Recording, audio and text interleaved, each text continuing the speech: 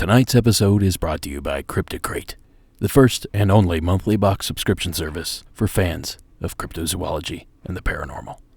Visit cryptocrate.com to order today.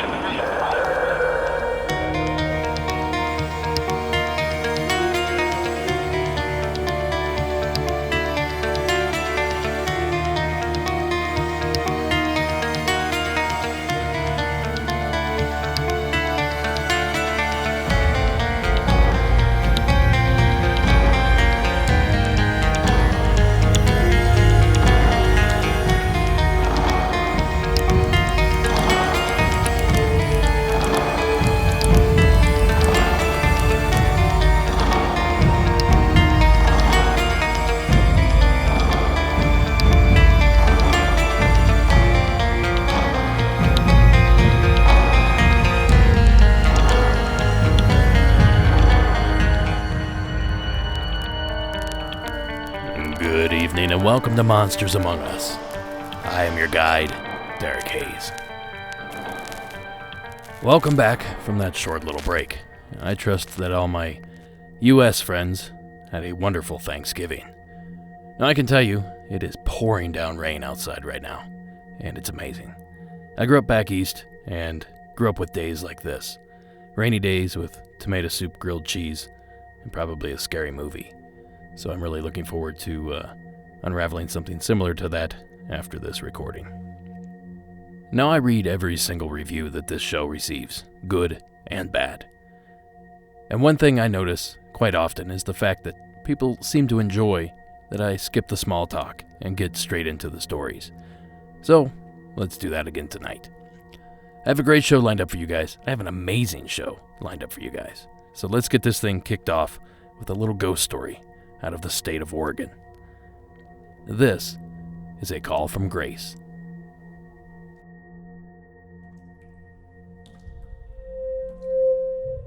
Hi, this is Grace from Oregon. I found your podcast a couple months ago and have been exploring, listening to people's experiences of the paranormal and thought I would call in and start sharing mine. So I'll start with the first time that I ever saw a ghost.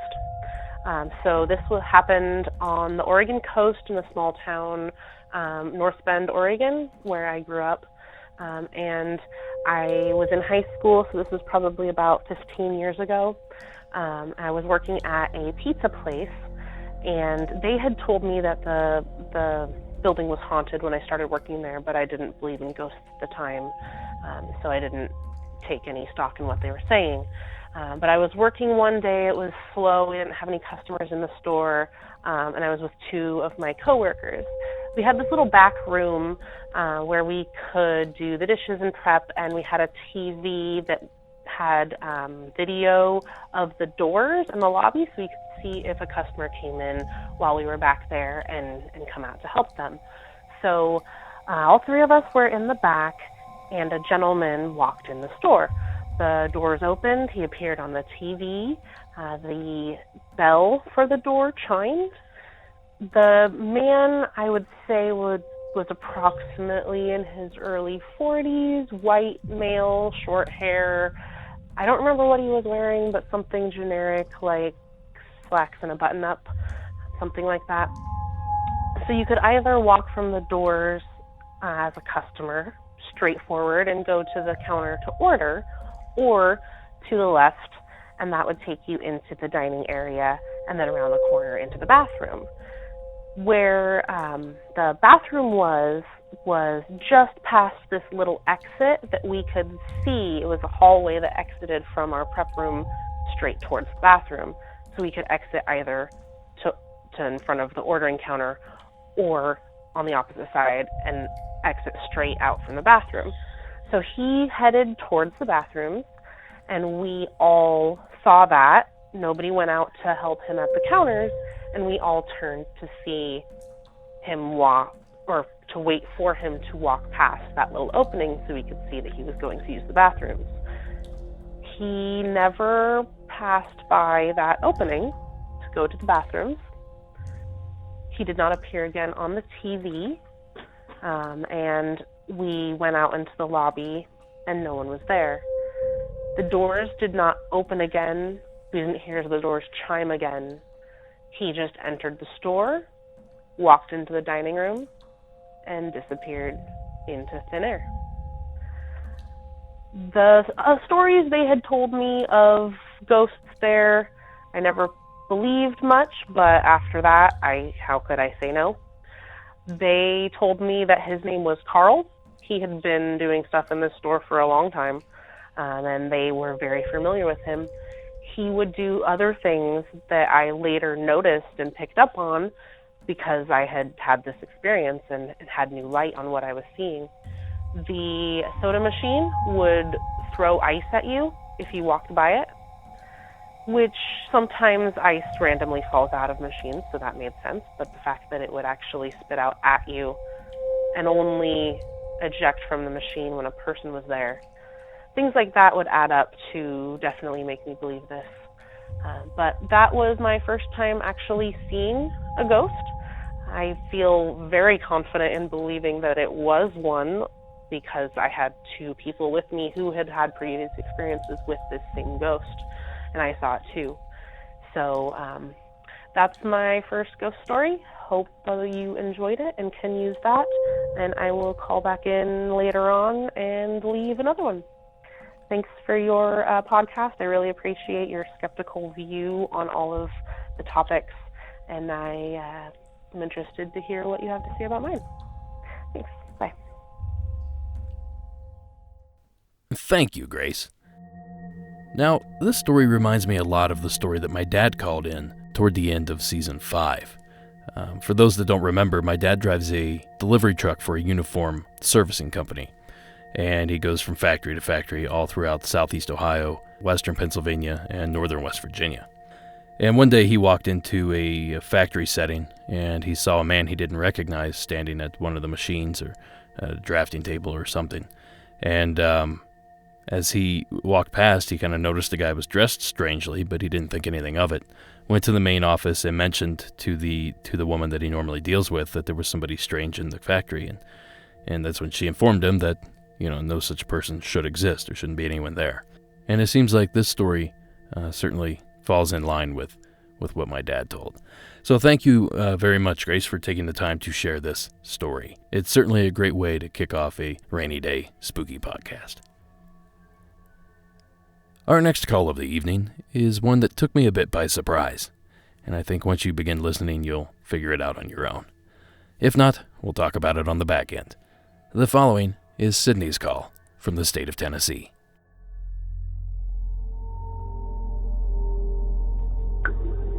Hey, my name's Sydney, and I grew up in East Tennessee, Johnson City area, and I have an experience I wanted to share with you guys that I've not ever really talked about. I guess sometimes I wonder if it was something that, I dreamed or made up, but after hearing some of the other stories from other callers, I don't know, I guess I believe that what I saw could have been real. So, sorry I get nervous talking about it because I've not really shared it with anyone else, but I was probably around 6 or 7. I was sleeping in my room, and I had a nightlight plugged in my room, and I remember waking up in the middle of the night. I'm not sure exactly what time it was, but I woke up and felt very scared, very nervous, and I couldn't move. And I looked over in the corner of my room and saw a really tall, dark, human figure. Looked like it was wearing a cloak. It didn't have a face. I couldn't see any eyes. It was just very dark, very tall, looming figure just kind of staring at me. I remember just kind of staring back at him, watching him, and we must have sat there and stared at each other for a few minutes. And somehow I started getting movement back. I was able to move a little bit. I was able to move my fingers, and I remember thinking, okay, I'm going to dash towards the door, get out, run and go get my mom and dad. So as soon as I got out of the bed, the figure just continued to stand there and stare at me. He didn't move at all. I got up out of my bed, and as I was walking towards the door, I thought, you know what? Is this, a dream? Is this my dad in here playing a trick on me? What is this? So I actually walked over towards the figure, and he still didn't move. And I got very close to him, and I reached out my hand to touch him, and when I did, it's almost like my hand went through him, and it was extremely hot, very, very hot, to the point I felt like it was burning me. I pulled my hand back really quickly, and ran out of my room into my parents' room, crying. Of course, I was so terrified. And they came back into my room, turned on all the lights, and of course, nothing was there. We searched everywhere. My dad was freaking out, searched the entire house. Nothing was there. I ended up sleeping in their room the rest of the night, and I think a few more times, up into my late childhood, still had a lot of anxiety from it.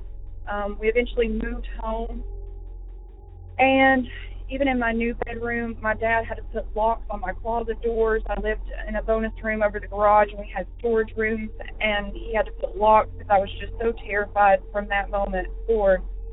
But since then, I've not seen any other shadow people. Never even heard about shadow people until this podcast. So I thank you guys for bringing that to light for me. I believe that's what I saw. Thank you for letting me share my experience. Thank you, Sydney.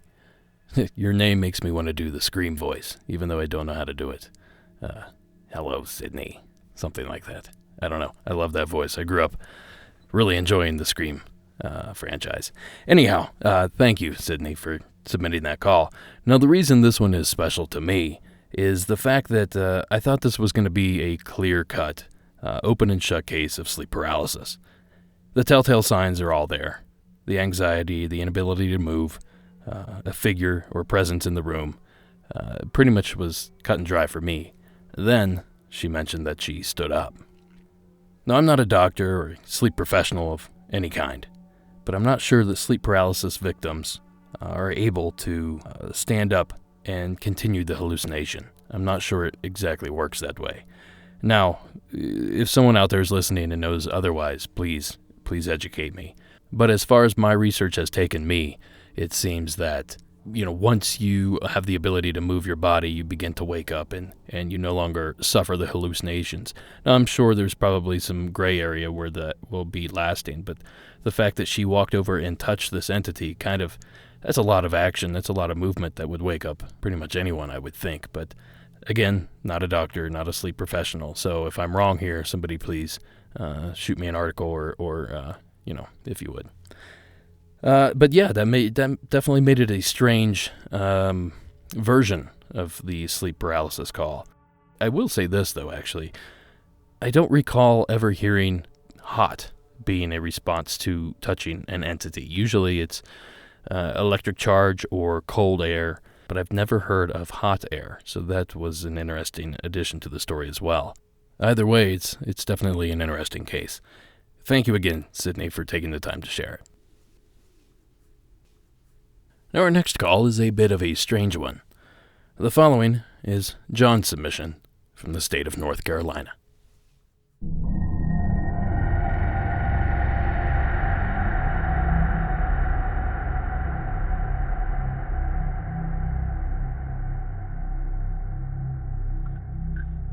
Hey, monsters, this is John.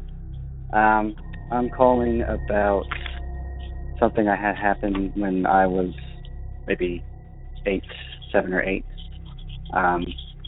My brother and I were out playing in the woods behind our neighborhood. Now, mind you, our neighborhood is in the middle of a major metropolitan area. We had a smaller strip of forest kind of right behind our neighborhood, between our neighborhood and another apartment complex right behind us. And there was a little creek back there, and we had just moved over there from Albemarle, North Carolina, basically, which is kind of in the country. And we were out there playing by the creek, just playing in the woods, being, terrible children that we were. And all of a sudden, my brother stops, and he's looking at me like, did you hear that? And I was like, no, teasing him, punching him, like, no, I don't hear anything. What are you talking about? And I listen, and I hear what I can really only describe it as random radio chatter, kind of like police radio chatter, but not really, with kind of like a clicking, humming behind it. It was very, very strange noise, and I heard it, and I'm looking at him like, oh my God, I heard that noise. And he basically turns around and runs. And I'm sitting there just watching him. Like, what are you doing leaving me here alone with the sound? And I turn around and look into the creek, and I don't know what it is that I saw. I saw something moving the bush around and some sort of silhouette in the brush there. And I turned around, I booked it, and I ran. Fast forward maybe 12 years, honestly. This happened somewhat recently. My brother said he heard it around. He kept hearing it in the woods. I moved to the city, so I never really heard anything. One night though, I go out to a bar that's in like South Carolina area, and I'm just kind of hanging out. I'm not drinking. I'm not doing anything of that nature. I'm by myself, and I'm just smoking a cigarette out by the woods, and I hear that damn noise again. And it's a little bit louder and a lot closer than it was before. So that, freaked me out quite a bit. And honestly, it's something that I think about pretty often, even today. It's something that's kind of followed me through my childhood. So if you guys know of anything close to what that could be, that I would really appreciate you guys letting me know what that is, because it's kind of something that's kind of scared me for kind of my entire life. All right. Thanks. Keep up the great work. Bye. Thank you, John. Now, this was a bit of a strange one. I'm a little, confused about the sounds that were actually heard. Did they sound like they were coming from a radio, or was it just something that you would expect to hear on a radio frequency, such as a walkie-talkie or a military channel or something like that? So I'm going to go with the former, a more biological version of the sound.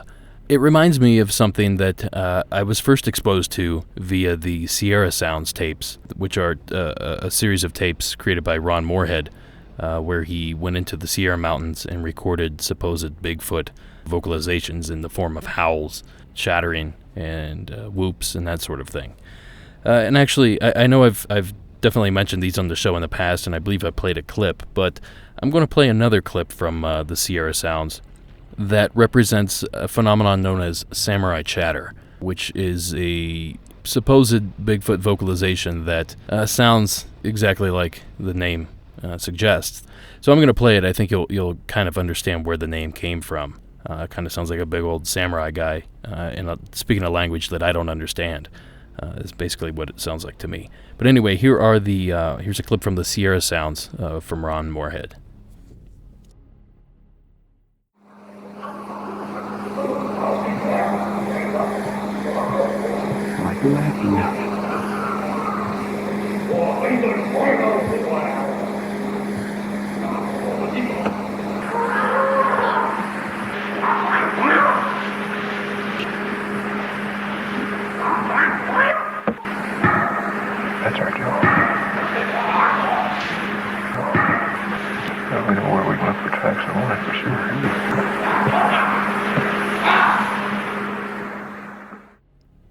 per usual, you can find a link to the Sierra sounds in the show notes for tonight's episode. No, I'm not saying that what John encountered was a Sasquatch. I just thought this was a great opportunity to, explore that side of the sighting. But I will say that it does kind of coincide with the large silhouette that John mentioned seeing shortly after hearing the sounds. And North Carolina is I'm not going to say Bigfoot-rich state, but it's certainly a state with a handful of sightings. So I suppose anything is possible. Thank you again, John, for taking the time to share that. Our next call of the evening comes to us from a familiar voice, although we haven't heard from him in a while. The following is Scott's call.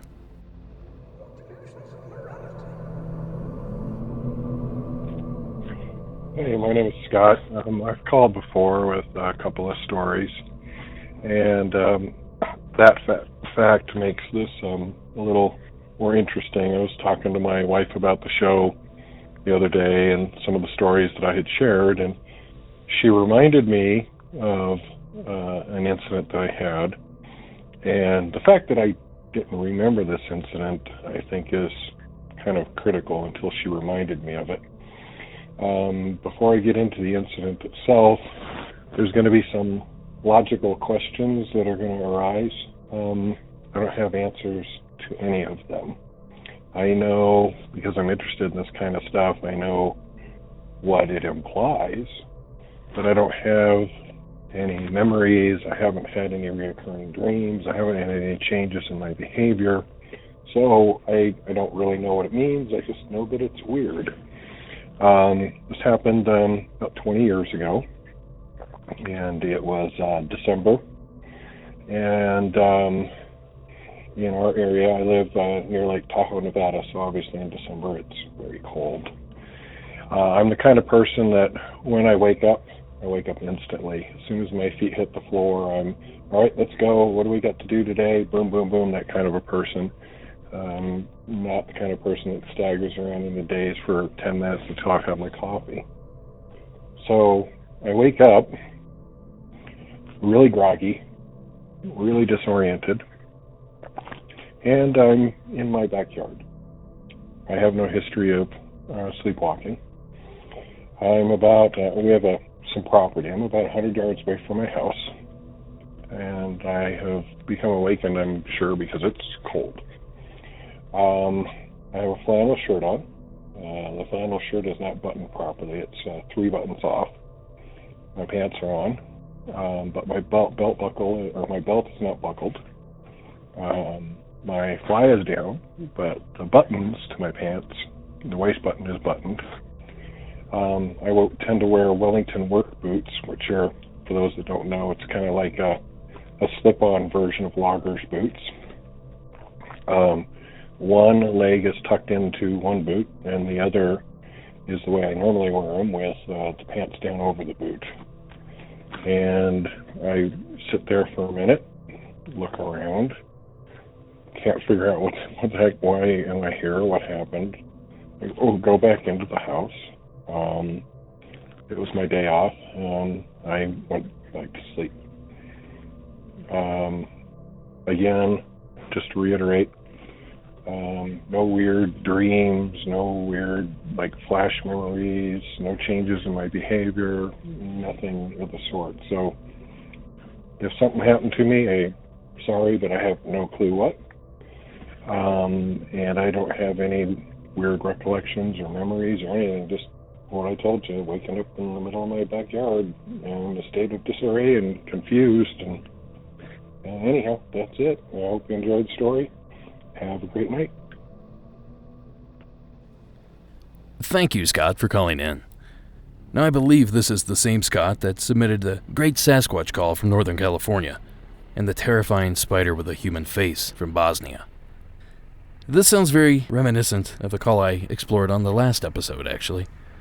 If you recall, I discussed wearing pajamas inside out to help determine if an alien abduction might be a part of your life. And this certainly seems eerily similar. Now, the fact that he woke up in his yard with his clothing disheveled and worn in a funny way could indicate that he received assistance from perhaps someone that doesn't fully understand how clothing works. Or it's also possible that Scott was simply sleepwalking and in his daze was unable to put his clothing on correctly or somewhat haphazardly. I haven't experienced that myself, but my brother used to sleepwalk a lot, and he would do similar things like that. So, yeah, I'm not discounting Scott's experience whatsoever, but that certainly could be one way to explain rationally what took place that evening. Either way, thank you so much, Scott, for the call. I always enjoy these possible alien abduction calls. I'm just fascinated by the subject. So thanks again. I feel like I have to say this almost every time, but the next call of the evening is a bit of a strange one. The following was submitted anonymously from the state of California.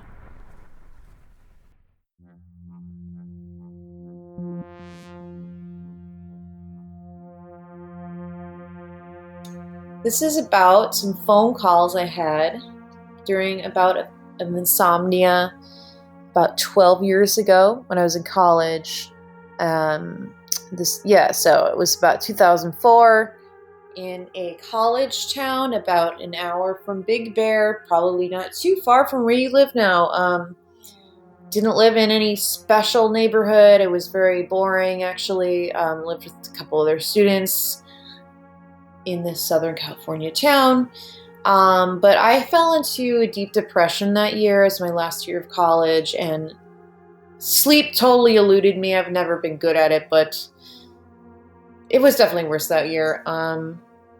And this was real clinical depression. And so while everyone else in the house slept, I would stay up all night. I was lucky to get a few hours of sleep, and this is when the phone call started. And to give you some context, this is when our phones were quite primitive. It was a flip phone, like a Nokia, with Snake on it, that kind of thing. So I'd fall asleep. Finally, after, hours of trying and tossing and turning and sweating, and it was horrible insomnia. And it only ever happened after I fell asleep. So it could be anywhere from 10 minutes to, an hour after I had drifted off fitfully. Never even good quality sleep, but the phone would ring. I'd look at the number on the caller ID, and it was always coming from my own phone number. So I'd be like, how is this coming from my own phone number? I now realize that it was a spoofing app, but it's still eerie nonetheless. So I'd pick up the phone and I'd say, who is this? Hello? And they would never identify themselves, but what I could hear was the sound of traffic on a busy street. It sounded like they were near a freeway in a big city, perhaps on, a boulevard in Los Angeles. They were outside. This person was never inside. And what's worse is that they spoke in a falsetto like Buffalo Bill. What I can't tell you is what we talked about, because I was basically in a trance. And you have to understand that in my day-to-day life, I'm not very patient with people trying to talk to me who I don't want to talk to. I've never been that kind of woman. But this thing or human, I don't know what it was. It was very scary. It called me in a falsetto voice. It'd say, hello, who is this? And they'd be like, you don't know? You don't know who this is? And I'd like, no, I don't know who this is. And I'd start guessing, and they'd play mind games with me. Never talked about anything of importance, but I felt like they were invading my room or my space, my head. I felt like I was under a spell. Eventually I would get out of the trance. I'd hang up, and I'd be terrified. I'd call my boyfriend at the time and be like, I'm getting these horrible calls. He never understood. He's a very big skeptic. He never got it. I didn't know if this thing or person was outside the house, but I didn't live on a busy street, so it seemed unlikely. But I just locked the door, and then any hope of sleep was gone at that point. This happened at least 5 times.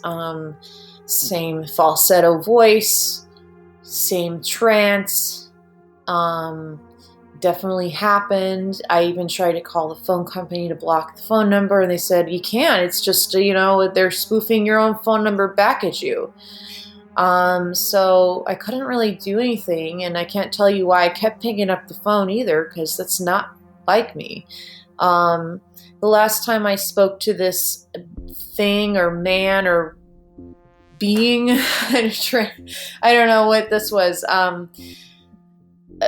I was very tired of it. I had no fucks left to give because I had to get some rest, and I couldn't get any rest. I was having serious consequences in my life, and this thing would only call me after I had fallen asleep. It knew when to call, because it never called when I was awake.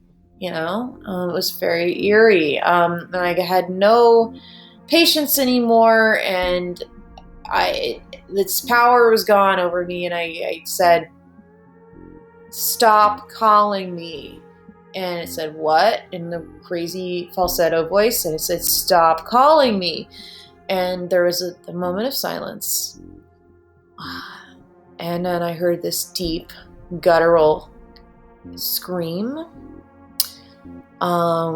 They said, shut up, but I can't do it because my voice isn't low enough. And while a man's voice could be that low, I've never really heard anything like that since. And I'm not one to believe in demonic activity, but anytime I hear supposed demonic activity recorded, it does sound like that, which is horrifying. But it did stop it. And eventually I did get out of the depression, and I went on about my life, and I graduated school. But it was a really a terrifying event. And there are explanations that people will latch onto, like, okay, you were delirious because you didn't get any rest or whatever. But it just felt wrong. Didn't just feel like a creepy person. It felt wrong. I felt violated. And I felt like something was there with me in the room when this happened. And I wasn't acting like myself. So anyway, I hope you found this interesting. I'd love to hear it on the show, but if not, say la vie. Keep on doing what you're doing. I really love it. Okay, bye. Thank you, caller. If you attended the school that I think you attended, I can practically see it from my yard. Now, the details of this call sort of remind me of one of my favorite paranormal stories. And, of course, that is the story of Indrid Cold. Now, on November 2nd, 1966, a mere 15 days and 50 miles from the Mothman sightings of Point Pleasant, West Virginia, something strange took place. While traveling south on Interstate 77 near Parkersburg, West Virginia, sewing machine salesman Woody Durenberger claimed to have met a man not of this world, a man named Indrid Cold. The following is an interview that aired on WTAP-TV out of Parkersburg, and the voice you're about to hear is Woody Durenberger's. And just before I came to the intersection of Route 47, there was a car past me, overtaking me from behind, and following closely behind this car was this unidentified flying object.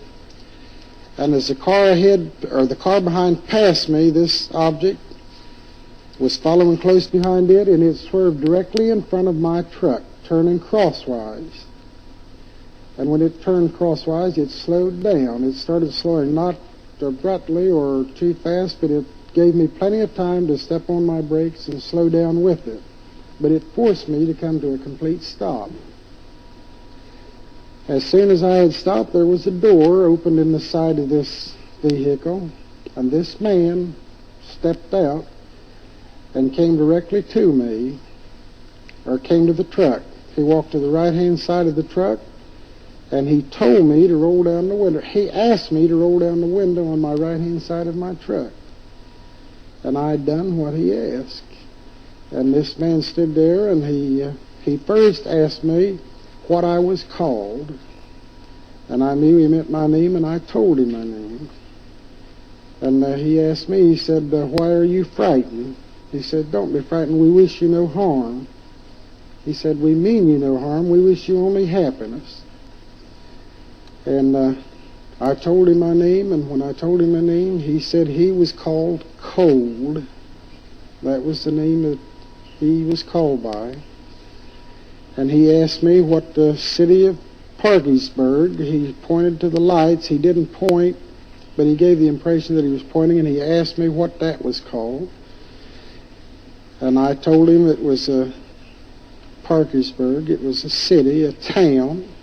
And he asked me if most all the people lived in this city or town. And I explained to him that it was a place of business. It's where we transacted our business. That the people lived in communities, outlying communities, most of the people. And when I told him that this was a city, he said that where his home was, that was called a gathering. And again, he told me not to be frightened, which I was. I was very frightened. And as far as I can understand, this was all mental. There was no spoken words from him. I knew what he was asking me, but yet he stood there and his mouth did not move. He had a smile on his face. He appeared very courteous and friendly. And after I talked with him a while, he told me he would see me. He said, we will see you again, and he left in his vehicle. Now, Mr. Dernberger, for the sake of our television audience here, the words that you used, cold would be like Cold is his name. This is how it sounded to you, that his name was Cold. Yes. And the word gathering was like we would know together or something like this. Yes, that's what he meant. That was the impression that he gave. And he did not move his lips nor utter any sound whatsoever. He talked with you in telepathy then. That was right. That his lips did not move. He uttered no words at all. But you talked. I mean, he didn't. Yes, I talked. He told me twice that I could either talk or I could think, which either would be better or easier for me.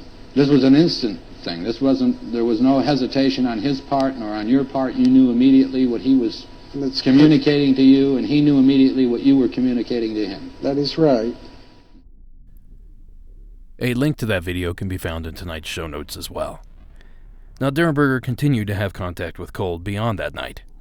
In fact, he even took several trips to Cold's home planet of Langulos. Now, if you'd like to learn more on this case, I suggest Small Town Monsters Case Files. Now, they did an episode on this, and I will provide a link in the show notes for that as well. It's certainly worth checking out, and it's only about 7 or 8 minutes long. So thank you again, caller, for taking the time to share this. It certainly allowed me to dive into one of my favorite stories a little bit further. Now, speaking of stories and small towns, we are only 4 short episodes away from the season finale, so you still have time to submit your hometown legend.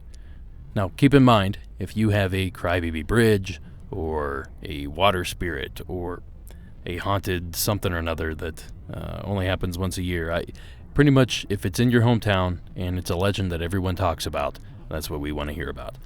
So to submit that, simply call the hotline at 1-888-608-NIGHT. That's 1-888-608-6444.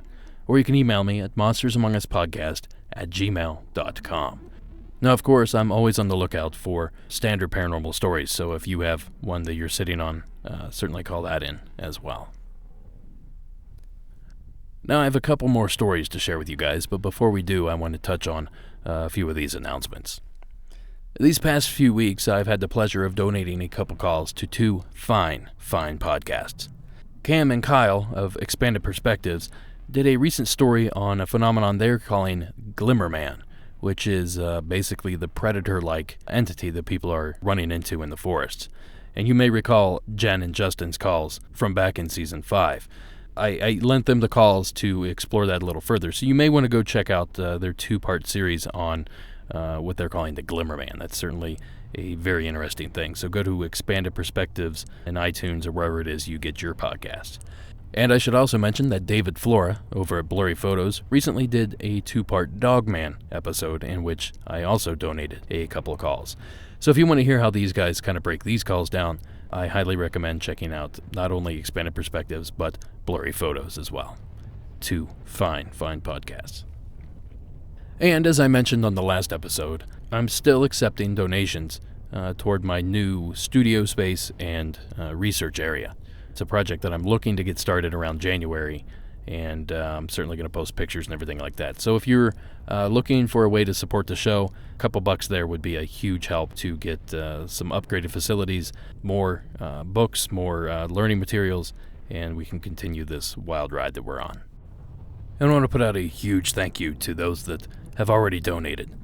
Stephen R. Sorry I missed you last week, Stephen. Matt B. Carol R. Teresa Z. Thank you again, Teresa. Drew M. and Gordon H. So a huge thank you to you guys. With support from people like you, I'm able to continue this podcast, and not only continue it, but continue to grow it. So a humongous thank you. And for those of you that are on the Facebook page, you may have noticed, but I celebrated my birthday a couple weeks ago, and Sarah gave me an awesome gift.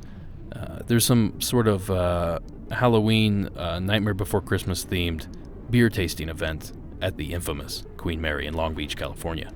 And she got me a couple tickets to that, so we went ahead and booked a room, and we're actually going tomorrow. So I'm going to do a little bit of an investigation after the event. The activity reported in this ship is just off the wall. So I'm going to do a short video. I may record a couple clips here and there, and if the Wi-Fi is great and I haven't had too much pumpkin beer, I may go live. So we'll try to figure this all out, but one way or another, you guys will at least experience a little bit of this, and Patreon supporters will definitely see a full video on this subject. So looking forward to it. I'm trying to stay away from the stories as much as possible so that I don't expect anything. I want to kind of see if I have any experiences, and then I can go back and research that experience and see if somebody else has had it rather than the other way around. So I'm doing my best to kind of go into this as blind as possible, even though I've read up extensively on the Queen Mary in the past. So anyway, so that's happening tomorrow, so we're really looking forward to that. And that brings us to our next call of the evening. The following is Allison's call from the state of New York.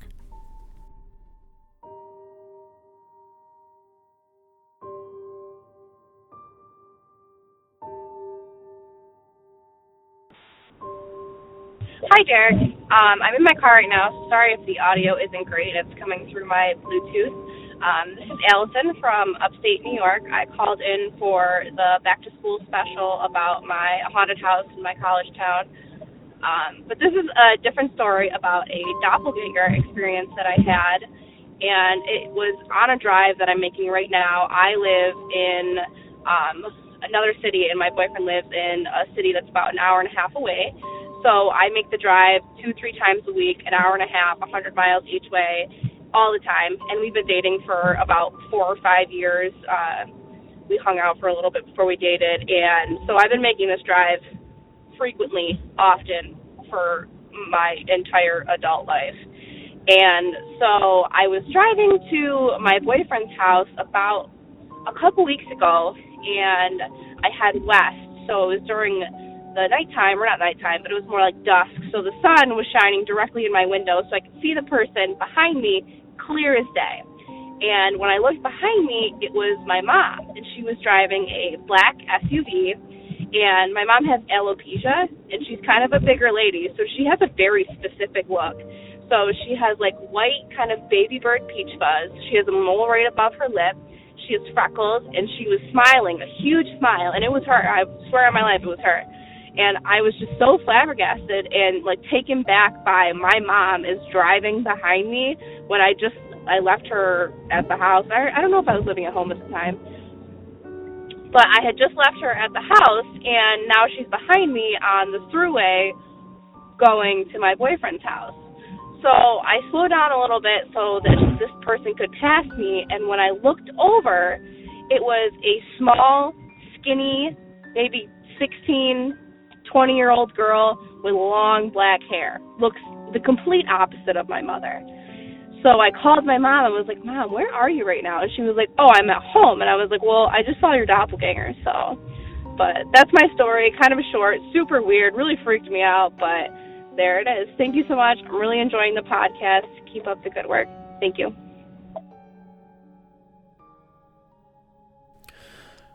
Thank you, Allison. Now, I know the brain likes to repeat patterns, and it certainly has the ability to play tricks on us. But I feel like Allison should have been able to distinguish between a perfect stranger and her very own mother, a face that I can only imagine she's extremely familiar with. So it must have been quite a shock when the woman overtook her when she realized it was in fact not her mother. These doppelganger cases are certainly creepy and definitely interesting, but as far as a logical explanation, I honestly have no idea. But thank you either way, Allison, for the entertaining and creepy little call. And that brings us to our final call of the evening. Now this is a very special call to me. I often will sit in our living room. At this time of year, I'll sit next to the fireplace and probably with a cat on my lap and listen to the calls that come in. I usually get through a couple dozen a week and kind of file them away and throw a few notes down here, that kind of thing. And I usually quit when I get tired of sitting in the seat, or I often do it late at night simply because that's the only time I have available. So the other night I was doing just that. And that's when I stumbled upon Jeff's call. And when Jeff's call started off, it seemed fairly benign. But what he described in the call chilled me to the bone, to the point where for the first time ever, I had to just close the computer. So without further ado, the following is Jeff's call from my home state of Ohio.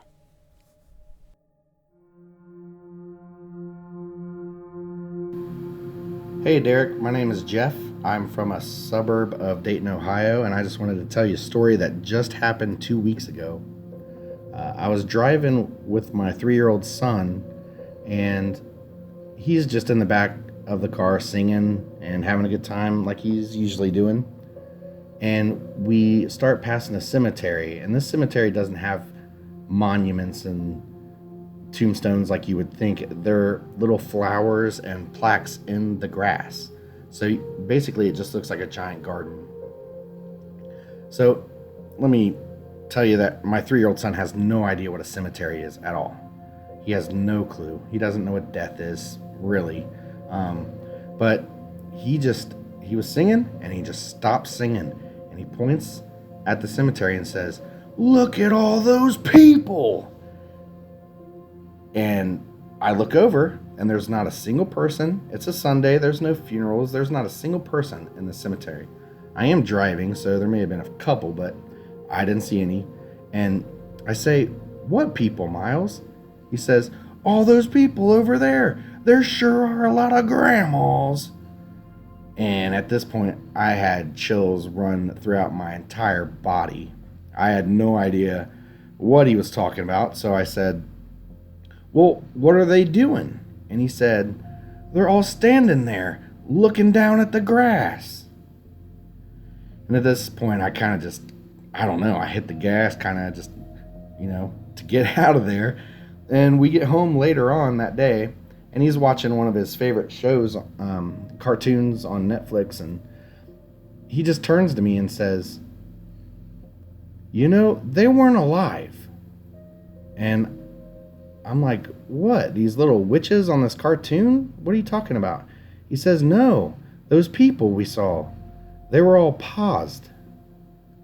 So I'm not sure what to think of this. I don't know if my kid has the sixth sense, or if he's just has a wild imagination, but I just wanted to see if you had any input on this. I really love the show, and if you have any insight, I would appreciate it. Thank you. Have a great day. Thank you, Jeff.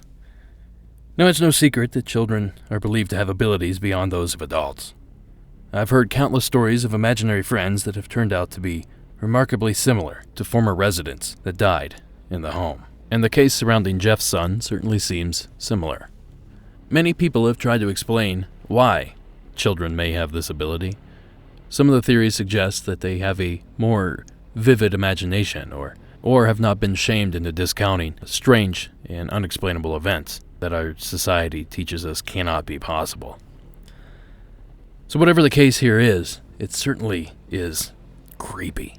I can only imagine hearing those words uttered, only to turn to find an empty cemetery.